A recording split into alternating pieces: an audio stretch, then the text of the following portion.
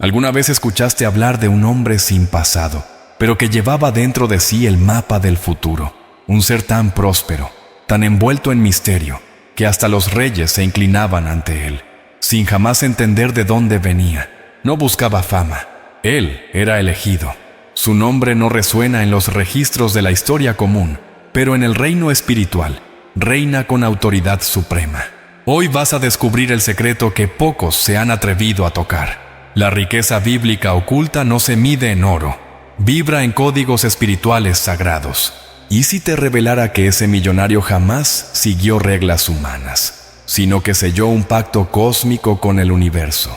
¿Y si existiera un manuscrito perdido de la prosperidad, un mapa sagrado que él siguió en silencio, mientras el mundo se burlaba de su fe? Prepárate, porque este video te va a revelar el código espiritual de la riqueza que él utilizaba. Y después de hoy, jamás verás la Biblia ni la prosperidad con los mismos ojos. Si sientes este llamado en el corazón, declara con fe en los comentarios: estoy listo para recibir la prosperidad infinita. Desde el vientre ya llevaba marcas invisibles, códigos sagrados que el mundo físico no lograba descifrar. Su madre decía que, al nacer, sus ojos brillaban como los de los antiguos profetas, y aunque no entendía, sentía que algo mayor se estaba revelando. Esas marcas no eran cicatrices comunes, eran señales del destino espiritual, pistas de una herencia sagrada que él tendría que activar. Mientras otros niños jugaban, él escuchaba voces suaves que lo llamaban hacia adentro. Su cuerpo era un altar en movimiento, y cada detalle revelaba que no era común. Era un elegido de Dios. En la adolescencia, mientras sus amigos seguían caminos de vanidad y del mundo, él se sentía atraído por escritos antiguos y símbolos místicos. Un día, al meditar junto a un lago, vio una figura de luz que tocó su frente. Desde entonces, comenzó a tener sueños con misterios de la Biblia que nunca había leído.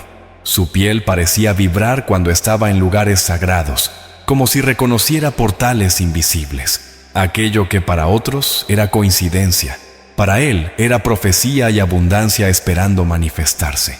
Lo sabía. Lo que llevaba en el cuerpo era una llave para la fortuna espiritual. Estas marcas también se manifestaban en sus manos. Líneas cruzadas formaban un símbolo antiguo de protección y apertura de caminos. Un rabino que lo conoció dijo que esas manos contenían la misma geometría que las tablas de Moisés. La sincronicidad era constante. Donde él pisaba, se abrían puertas, pero también surgían pruebas. Como si el espíritu de abundancia necesitara ser forjado por el fuego de la resistencia. Y fue en ese fuego donde su misión comenzó a aclararse. No poseía cualquier riqueza. Estaba sintonizado con una riqueza de conciencia cósmica. ¿Pero acaso tú también llevas señales? ¿Has sentido escalofríos inexplicables al escuchar palabras sagradas? ¿Has notado que tu piel reacciona al oír ciertas verdades espirituales?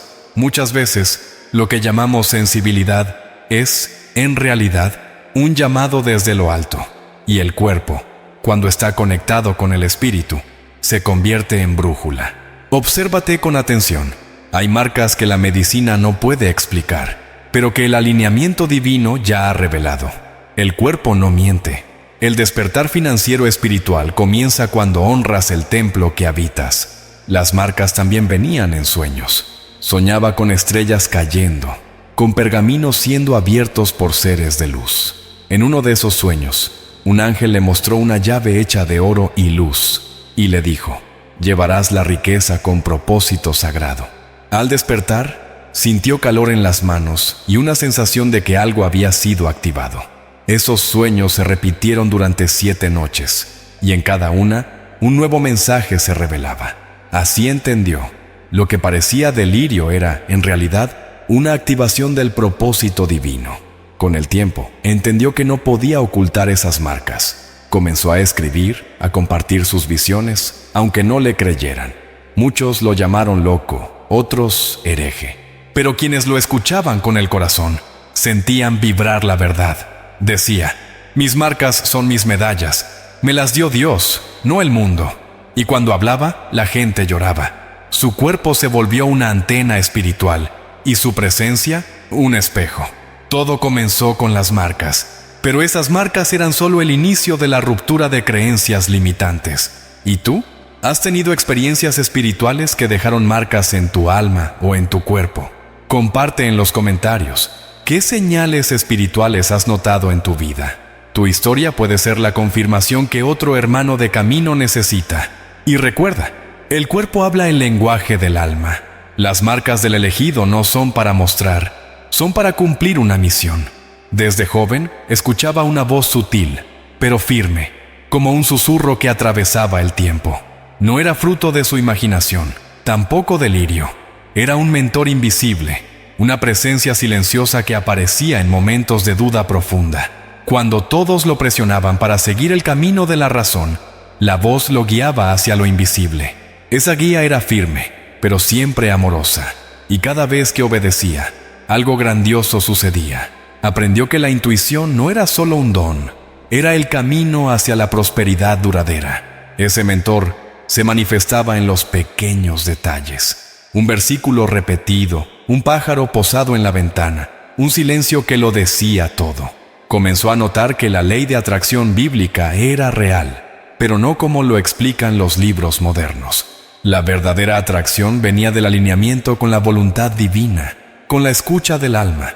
Dejó de pedir cosas y comenzó a preguntar, ¿qué desea manifestar el Espíritu en mí hoy? Esa pregunta lo guió por años hasta que entendió. La voz no venía de afuera, era el eco de su herencia espiritual sagrada. La primera gran decisión fue rechazar una oportunidad millonaria, humana, pero vacía. La propuesta era perfecta en el papel, pero la voz decía, no. Sintió miedo, sintió rabia, pero obedeció. Y 3 meses después, esa empresa cayó en un escándalo internacional. Fue ahí donde vio. El mentor no solo guiaba, protegía. Y quien escucha lo invisible, incluso entre el ruido del mundo, encuentra la ruta de la prosperidad divina. Desde entonces, comenzó a confiar más en lo que sentía que en lo que veía. La voz no hablaba todo el tiempo. Aparecía en el silencio, principalmente en la madrugada, cuando el mundo dormía y el cielo se abría. Aprendió a cultivar el vacío como tierra fértil para el espíritu. Creó rituales de escucha. Encendía una vela, respiraba profundamente, leía un pasaje de los Salmos y simplemente esperaba. A veces venía una frase, otras veces solo una sensación de paz, pero siempre llegaba. El despertar financiero espiritual comenzó en el momento en que se rindió a la voz de lo invisible. Con el tiempo, la conexión se volvió más precisa. Sentía si algo era verdadero solo con tocarlo. Sabía cuándo entrar en un negocio, cuándo retirarse, cuándo invertir en lo que nadie entendía. El mentor lo entrenaba en silencio, como un maestro antiguo, y mientras más obedecía, más sincronicidades se manifestaban. Lo invisible comenzaba a operar en lo visible. Así nació su fortuna, de escuchar lo que pocos se atreven a oír. El verdadero código espiritual de la riqueza habita en el silencio entre un pensamiento y otro. Esa guía sagrada también le enseñó a discernir personas. Comenzó a sentir cuando alguien portaba luz o sombras. No juzgaba, pero sabía, y evitaba lazos que retrasaban su destino. Cada paso era medido por la vibración. Un sí, fuera de tiempo, podía costarle todo un año. El mentor lo advertía. La prisa es el idioma del miedo. La paciencia es el lenguaje de los elegidos. Y con esa sabiduría creció, no solo en bienes, sino en conciencia. No acumulaba para sí, manifestaba con propósito sagrado. El mentor nunca tuvo rostro, era energía pura, pero él sabía, era una extensión de lo divino, un reflejo del Espíritu Santo, tal vez hasta la misma presencia de Melquisedec, aquel que surge sin genealogía, solo para entregar una dirección divina. Al seguir esa voz, comprendió lo que pocos entienden. La mayor riqueza no es tener, es ser guiado por algo más grande que uno mismo. Todo cambió una noche silenciosa, cuando el cielo parecía más cerca de la tierra. Estaba en oración, pidiendo claridad sobre su próximo paso, cuando sintió que el aire a su alrededor vibraba, como si el tiempo se hubiera detenido. Una luz suave llenó el espacio, y de ella surgió una figura de luz. No tenía alas ni hablaba con la boca, hablaba con el alma. Comprendió, sin una sola palabra, que ese era un momento divino sellado en la eternidad. A partir de ahí, Su camino cambiaría para siempre. El ángel le entregó algo invisible, pero tangible, una sensación de certeza absoluta. No era un objeto físico, sino un código espiritual de la riqueza incrustado en su conciencia. Sintió su mente expandirse, su corazón abrirse y una certeza inquebrantable apoderarse de su ser. Fue como si hubiera recibido la piedra angular para construir su legado. En ese instante, comprendió lo que enseñaban los antiguos maestros. La verdadera riqueza no se busca, se recibe en alineación con lo divino. Ese momento resonaba con lo que vivió Jacob cuando luchó con el ángel y salió cojeando, pero con una bendición eterna. Génesis 32. De la misma forma, el encuentro no llegó sin impacto. Lloró, tembló, sintió miedo, pero no retrocedió. La presencia celestial rompió todas las dudas e instaló en él una nueva programación, la del espíritu de abundancia. Ese encuentro secreto sería un parteaguas en su vida. Aún no tenía oro, pero ya era rico, porque tenía visión. Después de esa noche, su intuición se volvió más aguda. El ángel comenzó a manifestarse en sueños y señales cotidianas. Cuando dudaba, sentía una suave presión en el pecho, como recordatorio del pacto hecho.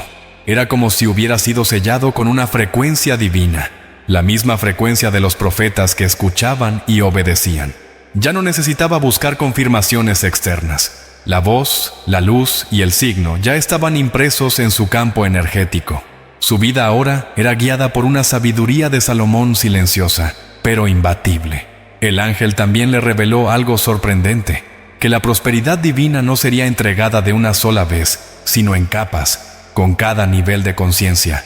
Una nueva porción sería revelada. Esa revelación resonaba con las enseñanzas esotéricas del Zohar, uno de los libros sagrados de la tradición mística judía, que enseña que los secretos de la luz solo se abren a quien está espiritualmente preparado. Entendió que ese encuentro no era una llegada, sino un comienzo, y con reverencia empezó a recorrer el camino con más humildad y fe. La semana siguiente comenzaron a aparecer oportunidades extrañas. Personas que jamás había visto le ofrecían negocios, alianzas, invitaciones, pero él estaba atento. Sabía que la verdadera respuesta no vendría de la lógica, sino del corazón. Cuando sentía la misma vibración de la visita, decía sí.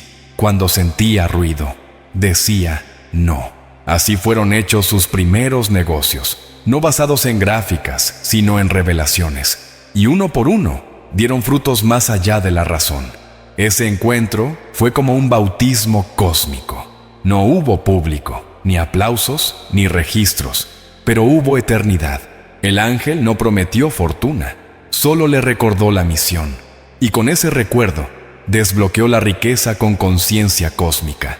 La visita fue breve, pero el impacto fue eterno. Ninguna gran alma recibe un destino elevado sin antes ser probada en lo invisible, y con él no fue diferente. Antes de que cualquier chispa de riqueza bíblica oculta se manifestara, enfrentó 3 pruebas silenciosas, pruebas que no involucraban dinero, sino integridad espiritual. La primera vino a través de la escasez. Todo se secó a su alrededor. Oportunidades, contactos, caminos. Fue tentado a ceder al desespero, pero eligió confiar. Y allí, sin nada en las manos, descubrió que su mayor riqueza era la fe inquebrantable. La segunda prueba fue la soledad. Amigos se alejaron, familiares dudaron, y vivió noches en las que solo el sonido de su respiración le hacía compañía. Parecía que Dios se había callado, pero en realidad estaba forjando su identidad eterna. Fue allí donde descubrió el poder de la oración en silencio, del ayuno del alma y del recogimiento. Como Job, no maldijo al Altísimo, sino que mantuvo la mirada en lo invisible, y esa mirada fue su armadura en el pacto con el universo. La tercera prueba fue el ego. Cuando por fin comenzó a ver destellos de prosperidad, surgió la tentación de mostrar, de probar algo al mundo, pero escuchó la misma voz del desierto que le habló a Jesús. Si eres hijo de Dios, convierte estas piedras en pan. Y comprendió. La verdadera autoridad espiritual se revela en la humildad. No tenía que probar nada, solo servir al propósito. La victoria sobre el ego selló su entrada a la prosperidad con propósito sagrado. Cada prueba llegaba sin aviso. Eran emboscadas del espíritu, no para destruirlo, sino para revelarlo. Y al vencerlas, activaba nuevas dimensiones dentro de sí. Con el tiempo, entendió que las pruebas eran solo espejos de su grandeza. Aquellos que enfrentan más dolores son los que cargan más luz. Se volvió digno de la herencia espiritual porque no buscaba atajos, sino la verdad profunda. La sabiduría de Salomón se forja en momentos de decisión invisible, no en palacios. En los días más duros, escribió con lágrimas un decreto que siempre llevaba consigo. Aunque me falte todo, el espíritu nunca me faltará. Ese decreto se convirtió en su escudo vibracional. Lo repetía en los momentos de caída y, misteriosamente, fuerzas invisibles se levantaban a su alrededor. Había descubierto el poder de las palabras consagradas. No palabras humanas, sino llaves espirituales impregnadas de fe. Con cada prueba superada, un nuevo portal se abría. Estas pruebas ocultas no fueron contadas a nadie. Eran secretos entre él y lo divino. Pero cada persona que se le acercaba sentía algo distinto, como si estuviera ante alguien que había muerto y renacido varias veces. Y en efecto, así era. Murió para la vanidad, para el miedo, para la prisa, y renació para la manifestación con fe, para la misión, para el verdadero poder que no oprime, libera. Ya no era el mismo. Quienes lo veían después de esas pruebas no comprendían el brillo en sus ojos, ni el silencio cargado de presencia. Pero el espíritu sí sabía. Él había pasado por el horno, y como los jóvenes hebreos del libro de Daniel, salió de él sin siquiera oler a humo. Fue aprobado, y ahora estaba listo para sellar su alianza invisible con los cielos. El alma necesita vaciarse para poder ser llenada, y por eso subió al monte. No le avisó a nadie. Llevó solo agua, unos dátiles, una cobija y los salmos antiguos. Durante 40 días y 40 noches se aisló del mundo. Como Moisés, que subió al Sinaí y volvió con los mandamientos, él también regresaría con códigos. Al principio el silencio era incómodo. La mente gritaba, el cuerpo se quejaba, pero poco a poco todo fue silenciándose. Y cuando su mundo interior cayó, el cielo habló. Allá arriba, el tiempo parecía desaparecer. Cada día traía una revelación. Escribía símbolos, recibía sueños, veía patrones en las piedras y en las nubes. Uno se repetía, un triángulo dentro de un círculo, envuelto en una llama. Ese símbolo lo guiaba en sus meditaciones. Se dio cuenta de que estaba activando portales de memoria espiritual, accediendo a conocimientos que no aprendió de nadie. Era como si el manuscrito perdido de la prosperidad se le estuviera revelando, página por página, dentro de su alma. En el día 21, soñó con una escalera de luz que subía al cielo, parecida a la de Jacob. En la cima, vio al ángel del pacto entregándole un pergamino dorado. Al despertar, sentía su cuerpo levitar en conciencia. No flotaba físicamente, pero su espíritu estaba en otro plano. Comprendió que ese retiro no era solo un aislamiento, era una iniciación espiritual. Y como toda iniciación, exigía renuncia. En ese punto, dejó de ser un hombre común. Se convirtió en guardián del código sagrado de la abundancia.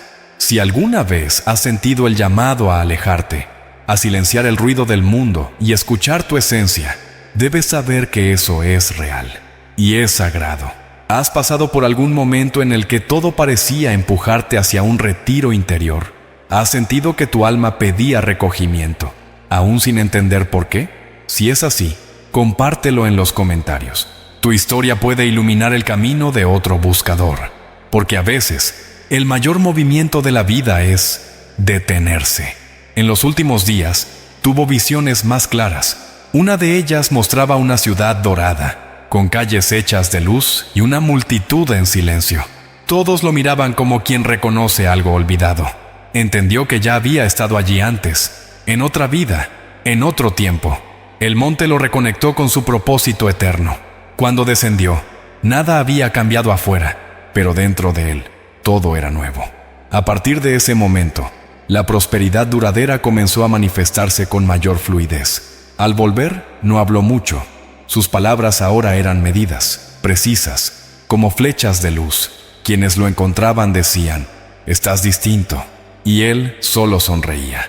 Ya no necesitaba convencer. Su presencia ahora era suficiente.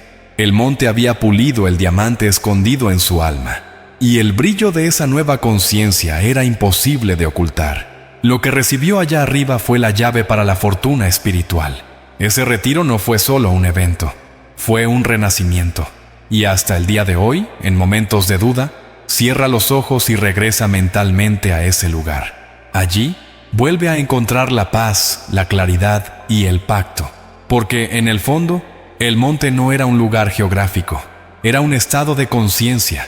Y ese estado está disponible para todos los que se atreven a recogerse y recordar quiénes son. Poco tiempo después de bajar del monte, tuvo un sueño que parecía más una convocatoria. Estaba en un templo antiguo, rodeado de pilares de cristal, y frente a él, un libro flotaba. Al tocar sus páginas, una voz le dijo: «Aquí está la llave que abre el cofre de la eternidad». Al despertar, recordó cada palabra de la oración que leyó en el sueño. Una invocación antigua, desconocida, que unía profecía y abundancia en un solo decreto. Sintió que esa era la clave para acceder a la riqueza con propósito sagrado. La oración comenzaba con una frase poderosa: «Padre de luz, haz de mí canal de tu abundancia eterna». Estas palabras vibraban en su mente como un mantra vivo. Al pronunciarlas por primera vez, sintió que su campo energético se expandía.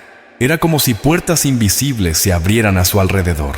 Comprendió que eso no era una oración común, era un código vibracional, un llamado directo a la fuente creadora. Desde aquel día, comenzó a recitarla todas las mañanas al amanecer. Cada vez que entonaba la oración, algo en el mundo visible se transformaba. Una deuda se disolvía, un cliente aparecía, una solución improbable se manifestaba. Entendió que la manifestación y la fe caminaban juntas, pero no era fe ciega, era una fe activa, decretada con palabras cargadas de intención y alineadas con las leyes espirituales del universo. La oración se volvió su espada y su escudo, y con ella comenzó a conquistar sin luchar. Con el tiempo, la oración se expandió. Nuevos fragmentos llegaron en sueños, visiones e inspiraciones durante la meditación. Él anotaba todo y lo repetía con reverencia. Uno de los fragmentos decía: «Que mi mente sea espejo de la mente divina, y mi corazón, cáliz del oro eterno». Estas palabras sellaban la energía de la riqueza con conciencia cósmica, sin culpa, sin apego. Era un llamado a la plenitud, no a la acumulación. Una invitación a convertirse en puente entre el cielo y la tierra. Sus resultados comenzaron a atraer atención. Pero cuando le preguntaban el secreto, él sonreía y decía: «Todo comenzó con una oración». No había estrategia de marketing, ni fórmula mágica. Había un campo espiritual que aprendió a acceder, y eso lo cambiaba todo. La oración era más que palabras, era frecuencia, decreto y reconexión con el origen. Un recordatorio diario de que él no estaba buscando riquezas. Él era un canal de la riqueza divina fluyendo hacia el mundo. Con cada repetición, sentía que un velo era retirado. Sus dones se amplificaron, su visión se profundizó, su paz se consolidó. La oración no solo abría puertas externas, abría portales internos. Él decía: «Ya no pido, decreo con fe». Y ese cambio de postura lo convirtió en co-creador de su realidad. Fue entonces cuando escribió, en letras doradas, y pegó en su altar: «Yo no persigo la riqueza. La riqueza persigue a quien honra su alianza con lo alto». Si sentiste en el corazón esta vibración, esta verdad, declara con convicción en los comentarios: «Yo soy un canal vivo de la prosperidad divina». Este puede ser el momento en que el cielo comience a mover lo invisible en tu dirección. La mayoría lee la Biblia como narrativa, pero los elegidos la leen como código. Fue lo que él descubrió al estudiar los textos sagrados no solo con los ojos, sino con el alma. Percibió que los números aparecían con precisión simbólica: 3, 7, 12, 40, siempre conectados a transiciones espirituales y manifestaciones divinas. No era coincidencia, era lenguaje, un idioma que hablaba directamente al subconsciente.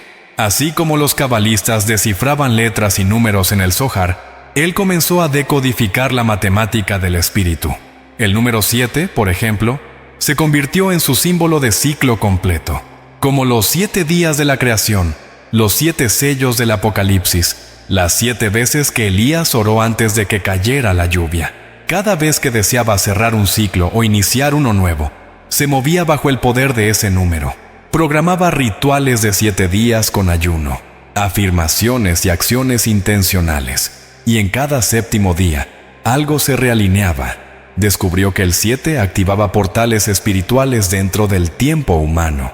El número 40 le enseñó sobre transformación. Moisés pasó 40 días en el Sinaí.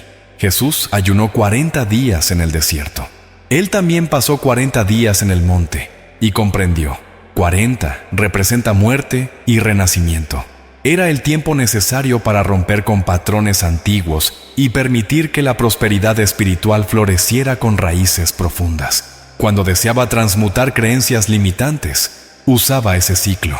Era como cruzar un desierto interior hasta encontrar el oasis de una conciencia renovada. Inspirado por estos símbolos, creó su propio mapa numérico espiritual, basado en fechas, fases lunares y versículos que sumaban patrones ocultos. Uno de sus ejemplos favoritos era el versículo 3:16, que aparece tanto en Juan como en Proverbios, siempre cargando mensajes de revelación y sabiduría práctica. Eso le hacía ver que los números no solo estaban en el texto, estaban en los momentos de la vida. Cada sincronicidad era un número tratando de hablarle. También estudió la gematría, tradición mística judía que atribuye valores numéricos a las letras hebreas. Al aplicar esa sabiduría, descubría que ciertos nombres, versículos e incluso pensamientos cargaban vibraciones numéricas específicas. Esta práctica le ayudaba a elegir nombres de proyectos, fechas para iniciar movimientos financieros y hasta números para activar decretos. Era como si estuviera descifrando el código del Creador inscrito en la creación. Con el tiempo, comenzó a notar que ciertos números aparecían en momentos de decisión. Placas de autos, horarios, sueños. Ya no lo veía como casualidad. Era el espíritu codificando mensajes para quien tuviera ojos para ver. Como Daniel interpretando los escritos en la pared. Aprendió que el lenguaje de los números era la caligrafía sagrada del universo. Saber leer esas señales era como tener acceso a una brújula secreta, invisible para los distraídos, pero clara para los iniciados. Así concluyó. La Biblia no solo habla, también cuenta. Cuenta secretos, ciclos, repeticiones. Cada número carga un principio eterno. Y quien honra ese principio camina con más precisión. La riqueza no es aleatoria, responde a ritmos. El alma que aprende a danzar con esos ritmos se convierte en imán de la abundancia sagrada y ordenada. La prosperidad es matemática espiritual en movimiento. Salomón no era solo un rey. Era un iniciado. Su trono fue levantado no solo con oro, sino con sabiduría codificada en silencio. El elegido comprendió esto cuando comenzó a estudiar los Proverbios y Eclesiastés con ojos de quien busca llaves. Percibió que Salomón escondía fórmulas espirituales dentro de metáforas simples. Una de ellas decía, con sabiduría se edifica la casa. Entendió, toda riqueza duradera nace desde adentro. La construcción espiritual precede a la manifestación externa. Al aplicar este principio, comenzó a usar el silencio como herramienta. Hablaba poco, observaba mucho. Antes de cada decisión, meditaba, pedía discernimiento y solo entonces actuaba. Así fue como Salomón eligió entre 2 madres disputando un hijo, con visión espiritual por encima de la lógica humana. Inspirado por eso, él empezó a analizar negocios, alianzas y caminos con ojos de rey, buscando la esencia, no la apariencia. Así fue como empezó a tomar decisiones precisas que multiplicaban sus resultados sin esfuerzo. Otra clave de Salomón que aplicó fue el uso de la palabra. La muerte y la vida están en poder de la lengua, decía el rey. Entonces comenzó a consagrar sus labios. No murmuraba, no se quejaba, no se jactaba. Usaba sus palabras como decretos. Cada mañana iniciaba con afirmaciones como: hoy, el Espíritu me guía hacia caminos de abundancia y propósito. Esta práctica simple, pero poderosa, alineaba su campo vibracional con el espíritu de abundancia que Salomón personificaba. Además de los textos bíblicos, estudió manuscritos ocultos atribuidos a Salomón, como el Testamento de Salomón, un grimorio esotérico que habla del dominio de energías y jerarquías espirituales. No veía esos textos como superstición, sino como registros simbólicos del poder interior humano. Comprendía que el verdadero templo de Salomón era el cuerpo consciente, donde mente, alma y acción operan en perfecta armonía. Eso le dio un nuevo entendimiento sobre cómo transmutar escasez en poder espiritual. Inspirado por estos códigos, comenzó a construir sus proyectos como templos. Todo comenzaba con oración, seguía con silencio, era moldeado con sabiduría y sostenido por acción inspirada. No lanzaba nada con prisa. Esperaba el momento justo, el ciclo exacto, el instante espiritual propicio. Así actuaba Salomón, y por eso sus obras eran duraderas. El elegido comprendió que la riqueza no es acumulación, es arquitectura espiritual manifestada en el tiempo. Con esa sabiduría, su vida tomó otra velocidad. Ya no necesitaba correr. Lo que era suyo, llegaba. Y llegaba con paz. Ya no había urgencia, había propósito. Aplicaba las enseñanzas salomónicas con humildad, sin necesidad de exhibir conocimiento. Solo vivía los principios y el universo respondía. Esa simplicidad era su fuerza. Como Salomón, él sabía, el sabio lo atrae todo, sin necesidad de perseguir nada. Esa era la esencia del código espiritual de la riqueza. El legado de Salomón no estaba en los tesoros, sino en los principios. El elegido comprendió eso e hizo de la sabiduría su moneda más valiosa. Mientras muchos buscaban atajos, él buscaba entendimiento. Y con ese entendimiento, construyó un imperio silencioso, invisible a los ojos comunes, pero fundado en las piedras eternas de la conciencia. No imitó a Salomón, despertó al Salomón dentro de sí. Sabía que la mente no era solo una herramienta, era un altar. Y lo que se repite en el altar mental se vuelve realidad en el templo externo.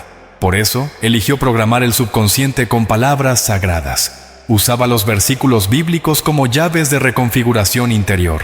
Sabía que cada palabra cargaba una vibración viva, y al ser repetida con fe, penetraba los velos del mundo visible. Su versículo favorito era: «El Señor es mi pastor, nada me faltará». Repetía ese salmo como un decreto de soberanía espiritual, pero no lo repetía solo con la boca. Cerraba los ojos, respiraba profundo y visualizaba la escena del versículo. Se imaginaba siendo guiado por el pastor. Sentía la abundancia fluyendo a su alrededor. Veía puertas abriéndose, caminos iluminándose. Con el tiempo, comprendió que la ley de atracción bíblica no era una teoría, era una tecnología sagrada escondida en las Escrituras. Las imágenes activadas por la fe moldeaban su campo electromagnético, y su subconsciente se volvía imán de aquello que veía en oración. También escribía los versículos en pedazos de papel, y los pegaba en espejos, puertas y hasta en su billetera. Creía que al verlos constantemente, el cerebro creaba familiaridad con la prosperidad espiritual. Inspirado en Deuteronomio 6:6-9, donde se dice que las palabras de Dios deben estar en los dinteles de las casas y entre los ojos, convirtió su hogar en un espacio consagrado a la frecuencia divina. La palabra viva moldeaba su ambiente y el ambiente moldeaba su mentalidad. Además de los textos, usaba sonidos. Grababa su propia voz repitiendo versículos de poder y los escuchaba antes de dormir. Sabía que el estado entre el sueño y la vigilia era un portal directo al subconsciente. En ese espacio, la mente no juzga, solo absorbe. Se programaba con declaraciones como: «Soy heredero de la abundancia divina. La bendición del Señor me enriquece y no añade tristeza». Estas frases, regadas por la fe, se volvieron semillas sagradas sembradas en el terreno fértil del alma. Estudiaba también los salmos numéricamente. Sabía que el Salmo 23 activaba confianza, el 91 protección espiritual, el 112 prosperidad justa. Cada número, un código, cada versículo, una palanca. Lo aplicaba como un alquimista espiritual, fusionando fe, intención y conocimiento bíblico. Su subconsciente se volvió un jardín regado por versículos y abonado con silencio sagrado. Donde antes había duda, ahora brotaba convicción. Con el paso de los meses, notó que su mente se volvía más resiliente, positiva, enfocada. Los pensamientos negativos perdían fuerza, pues no encontraban tierra fértil. Su estructura mental ya estaba edificada sobre promesas eternas. Y cuando llegaba una tormenta, simplemente repetía: 1000 caerán a tu lado, pero a ti no te tocarán. No como superstición, sino como certeza de quien ya programó el cielo dentro de sí. Esta práctica moldeó su destino. Comprendió que no necesitaba controlar todo. Bastaba con sembrar palabras de luz en la mente y confiar en la cosecha. Esa constancia invisible sostenía su jornada.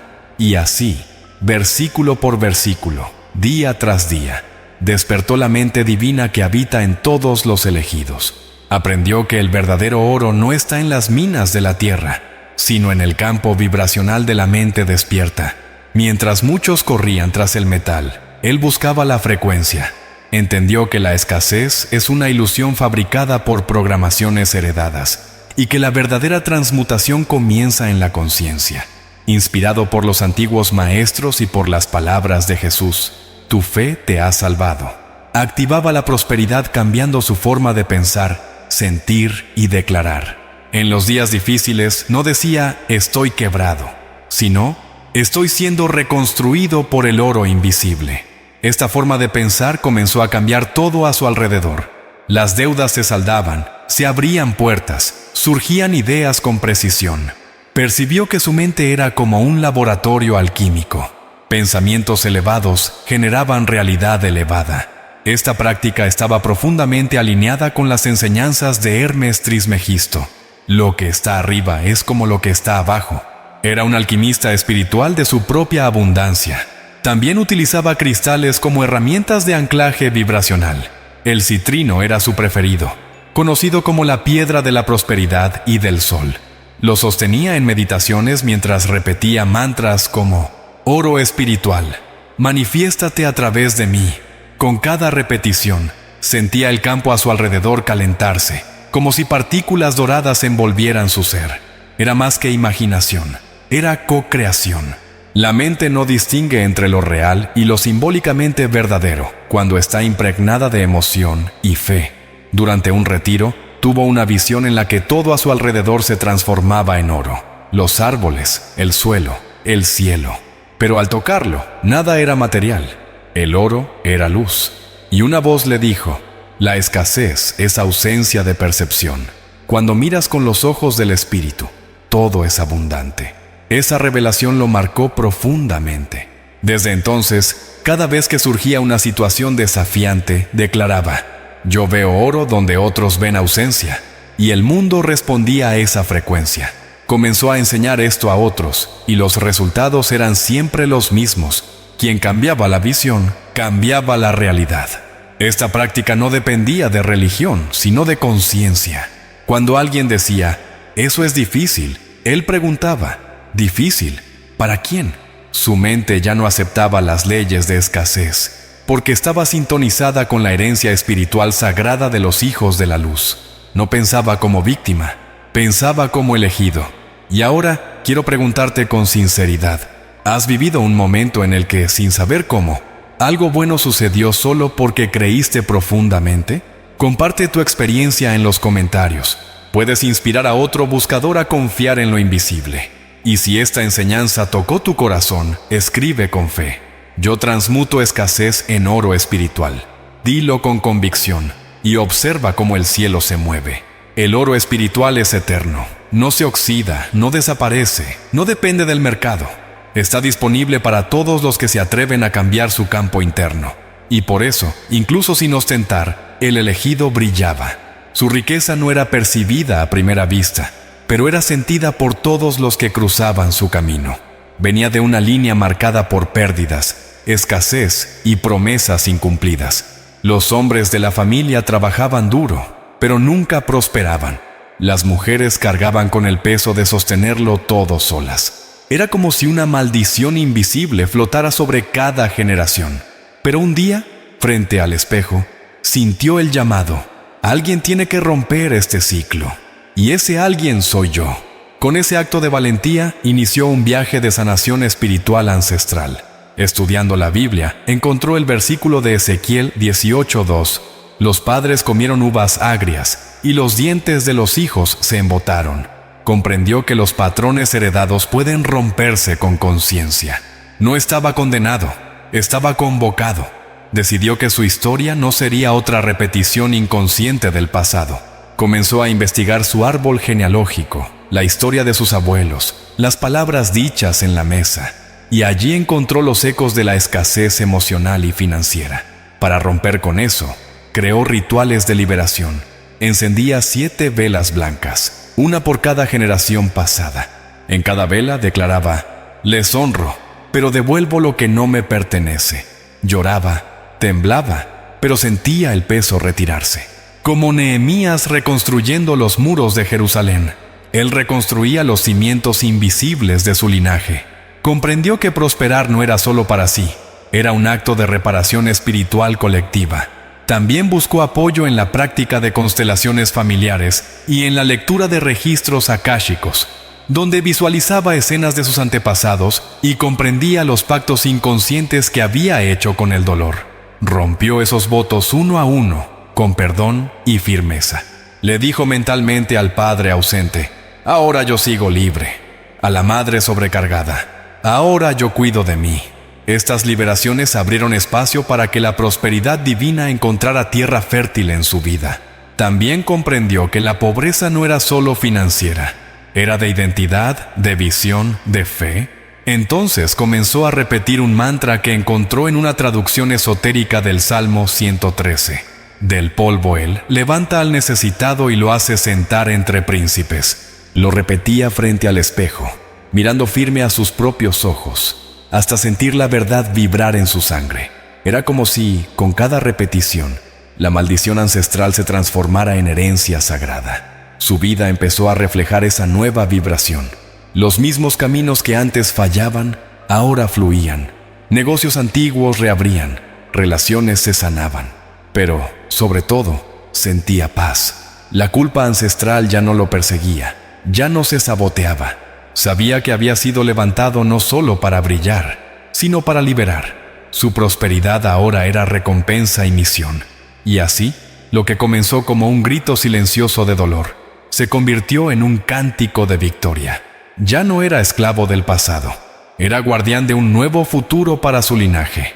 El ciclo había sido roto, y en lugar de la maldición, ahora habitaba un legado. Durante una peregrinación en una tierra árida, fue guiado hasta una pequeña comunidad espiritual. Allí, entre cuevas y antiguos monjes silenciosos, encontró un pergamino escondido entre rocas. Era el llamado Códice del Desierto, un manuscrito raro, envuelto en lino antiguo, con inscripciones en arameo y símbolos que mezclaban astrología, números sagrados y decretos divinos. Sintió en la piel que aquello no era solo un texto, era una herramienta viva de expansión espiritual y material. El códice hablaba de 3 columnas: pensamiento, palabra y acción. Cada una contenía rituales, meditaciones y fórmulas que activaban frecuencias específicas de manifestación. En la columna del pensamiento había instrucciones para purificar la mente de las energías de la duda. En la de la palabra, afirmaciones codificadas con nombres divinos. Y en la de la acción, prácticas como el diezmo energético, el trabajo con cristales y el movimiento sagrado. Era una síntesis entre el misticismo esotérico y la sabiduría bíblica velada. Estudió cada línea como si descifrara el ADN de la creación. Uno de los pasajes decía: quien domina el oro del alma no teme el silencio de la tierra.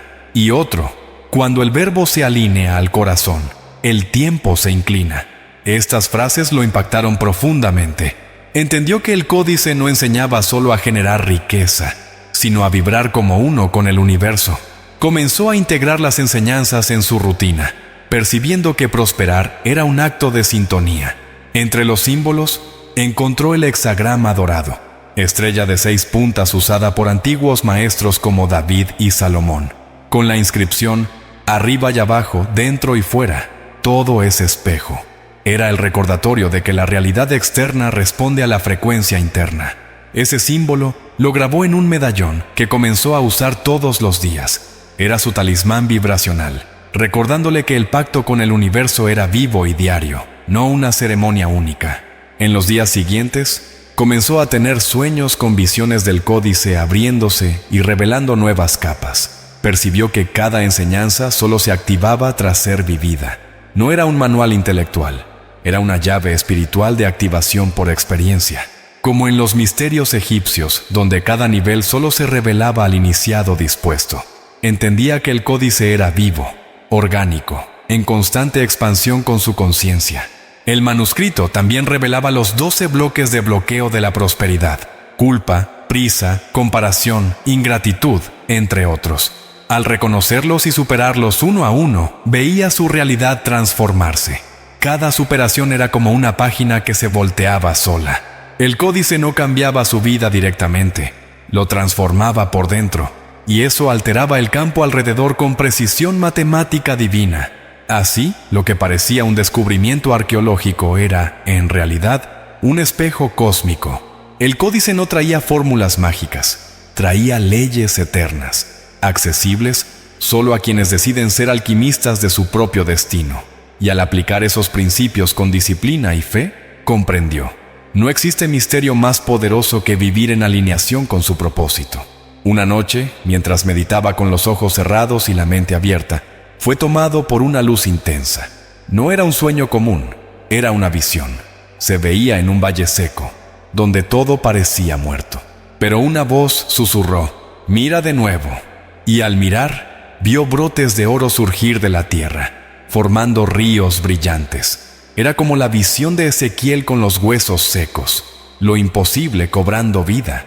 Comprendió que aquello era un llamado profético para invertir donde nadie creía. Desde ese día, comenzó a identificar oportunidades invisibles a los ojos comunes. Un terreno abandonado. Él veía un centro de sanación, un proyecto desacreditado. Él veía un portal de abundancia. Las personas decían: «Estás loco». Pero él recordaba la visión, y eso bastaba.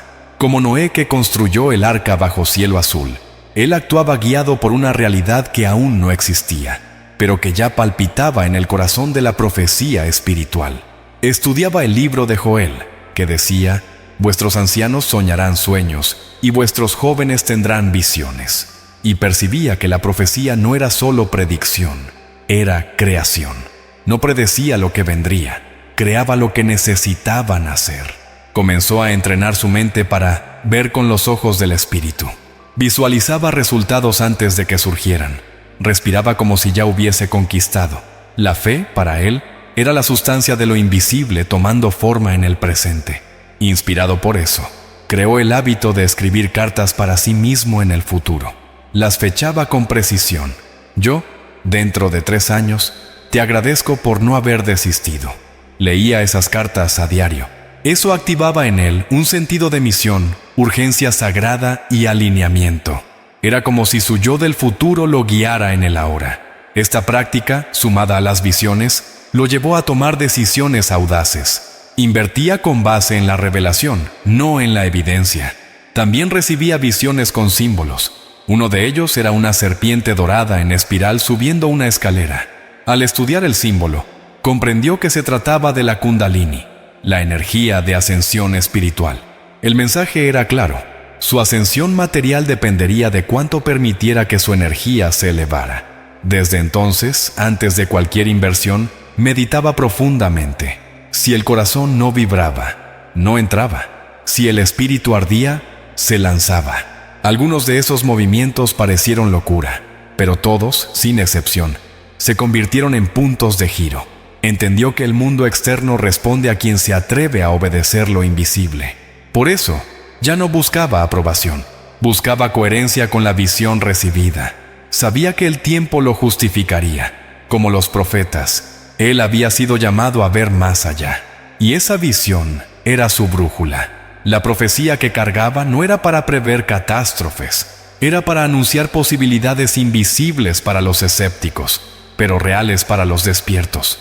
Su fortuna fue construida no con pasos seguros, sino con saltos de fe. Y hasta hoy afirma: lo imposible no es obstáculo. Es la dirección donde habita la profecía. Sabía que su misión en la tierra no era eterna. Comenzaron a surgir señales, sueños con despedidas, números repetidos indicando transición y una sensación de que algo se aproximaba. Pero no había miedo, había plenitud, como Elías, que subió al cielo en un carro de fuego. Sentía que su partida no sería común. Pocos días antes de desaparecer, reunió a los más cercanos y dijo: no me busquen en el mundo, búsquenme en la vibración. Sus palabras sonaban como eco de un alma que había cumplido su pacto. En su última noche, dejó una carta sellada sobre el altar de piedras que él mismo había construido. Dentro, solo un fragmento: el oro que dejo no está en cuentas, sino en conciencias despiertas. La verdadera herencia es el fuego que arde y no se apaga. No había instrucciones, ni testamento material, solo palabras, porque él sabía: la única riqueza que atraviesa dimensiones es la que está anclada en la verdad. Su última profecía era una invitación: convertirse también en un elegido. Personas de distintos lugares comenzaron a relatar sueños con él. En todos no hablaba, solo miraba con profundidad y luego señalaba al cielo. Algunos decían verlo en desiertos, otros en montañas, otros en bibliotecas de luz. Nadie sabía con certeza dónde estaba, pero todos sentían su presencia como una llama que no se apaga. Era como Melquisedec, sin genealogía, sin fin conocido, pero eterno en espíritu. La profecía que dejó hablaba del tiempo actual. Decía que vendrían días en los que la escasez parecería triunfar, pero aquellos alineados con el oro espiritual serían protegidos, que la nueva fortuna del mundo no estaría en criptomonedas ni propiedades, sino en frecuencias de conciencia, pureza de intención y autoridad vibracional. Era un mensaje para los que se atrevieran a mantener el corazón limpio en tiempos de confusión. Predijo que muchos buscarían técnicas, pero pocos buscarían al Espíritu, y que solo estos últimos accederían a la nueva Jerusalén vibracional. Sus últimas palabras fueron: el reino de Dios está dentro, y dentro está todo. Después de eso, nadie más lo vio. No hubo entierro, ni adiós, solo un silencio profundo y un rastro de milagros. Su profecía vive en cada ser que despierta a su verdadera misión. Hoy, su historia se cuenta en susurros, en cánticos, en meditaciones. No como un mito, sino como un recuerdo de lo que todos podemos ser cuando decimos sí al llamado del alma. Él no buscó riqueza, se convirtió en la propia frecuencia de la abundancia divina, y por eso nunca será olvidado. Su desaparición no fue un final, fue un portal. Y ahora, mientras respiras estas últimas palabras, pregúntate: ¿qué harás con la herencia que él dejó? Todo lo que escuchaste aquí es más que una historia, es un espejo.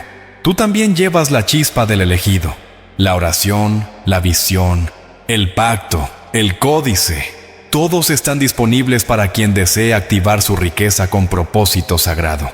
Comienza con lo que tienes: una afirmación, un silencio, una acción inspirada. Cierra los ojos por un instante.